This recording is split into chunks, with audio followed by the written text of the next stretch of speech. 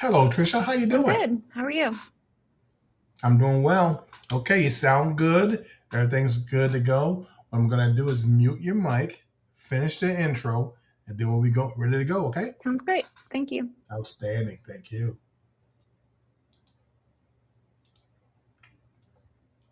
Welcome to the Hollis Chapman Show, where we celebrate the power of words and the beauty of storytelling. Join us every week. We have conversations with authors and small business owners. We have exciting lineup of guests who will take us on a literary journey like no other. Join us as we delve into the world of authors and small business owners from diverse backgrounds and cultures, each bringing their own unique perspective and voice to the table. From thrilling memoirs to captivating fiction and business startups, our guests will share their stories, their struggles, and their triumphs, offering us a glimpse into the rich tapestry of human experience. Immerse yourself in the magic of words and discovery as we explore the global literary landscape together. So grab a cup of tea, cozy up by the fire, and join us on this adventure of a lifetime. The Hollis Chapman Show is your ticket to a world of imagination, inspiration, and enlightenment. Don't miss out on the opportunity to connect with some of the most talented and compelling voices in literature today. Tune in and let the journey begin. Hello, and welcome to the Hollis Chapman Show. I am Hollis. Hey, happy Friday, everyone. Hope your week is going well. I'm gonna brag a little bit. Out here in Tempe, Arizona, 10 o'clock in the morning, about 65 degrees and sunny.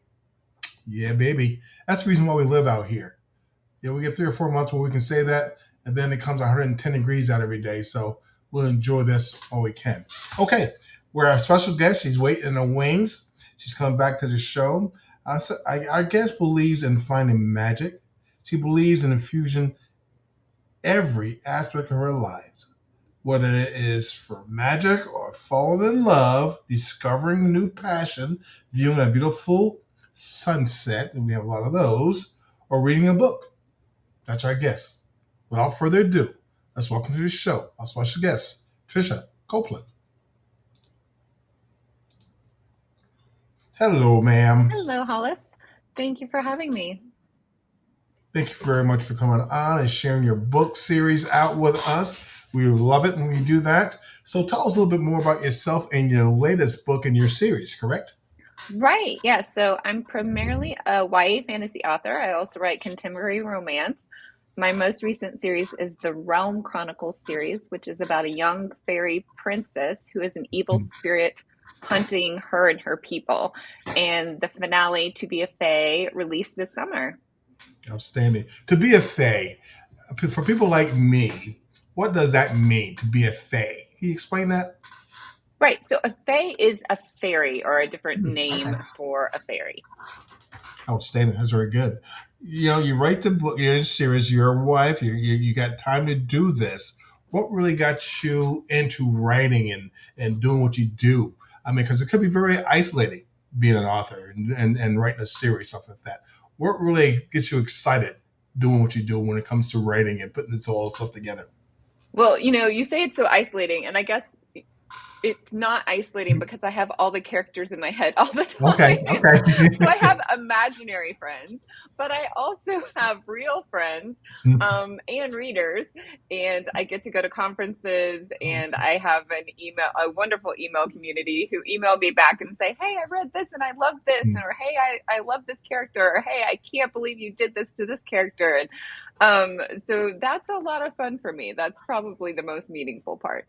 Beautiful. So it's not really hard then for you to bring your characters to life in your book, right? I mean, you got it in your head. You just can't. You just want to get it down. You want to put it on paper before you can share that.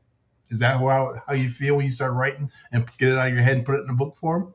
Definitely. I mean, Yeah. you do one pass and you're like, okay, this is what my character's doing, but you really have to look at that character from all different angles and, how they respond to certain situations, what their next move would be, how they feel about certain situations and other characters and staying true to that character. It that sometimes characters transform and that's what you want them to do, but also just staying true to who they are. So they live in my brain a lot. Beautiful. Okay, I want to put you in a seat where you're teaching other new authors. How does you develop your characters to bring it to life, to get it more captivating as you do. So, I'm a new author. I'm just learning from you. How do I develop my characters? How do I do that? I get in my process, my stories are very much character led. So usually I have an idea for a character first, and then I build the story around them. So, for example, this Realm Chronicles series, how I came up with the idea for the character is I just saw an image of a fairy, and she was hunched in a meadow, like between some grasses, and she looked scared or anxious. And I'd never written about fairies, never really read fairies, didn't know anything about fairies, but this image of this girl captivated me. And I thought, well, who is she? Why is she scared? I just kept asking me these questions, myself these questions. So I think asking questions about something that intrigues you, a character type, a situation that intrigues you is the best way to start. And from there you can build, who is she? Okay, she's a fairy princess. And why is she scared in this meadow? Because maybe there's an invading army, and how is she going to protect herself? I mean, what is her world like? What powers does she have? All of these questions that can just lead to story building and character development. Beautiful. Now, you got to be a follower of Avatar. Yeah, no. Yes or no? Do you watch it? Have you ever seen it? Are you getting ready for the new one coming out? I guess I haven't. No, I don't follow it. Really? I've seen the original movie, but only that one first one. So I haven't followed it. No. Wow. Okay. I mean, I haven't watched it either, but some of the things that you're talking about, I kind of sit there and see the trailer in my head. So I'm thinking, well, maybe she follows this, but because I think the fairies and stuff like that, they get all that kind of stuff in that movie. But it's supposed to be huge, and I haven't even seen it. But it was very beautiful, and I try not to watch fantasy or read fantasy when I'm writing it because I don't like to be influenced by other people's stories. So that's sort of just my thing. Yeah. Very good. Okay, Queen Tatiana faces a formidable adversary and an evil witch spirit, Sonia. Talk more about your character there. Talk about that adversary and what's going on between those two. Right. So Sonia is the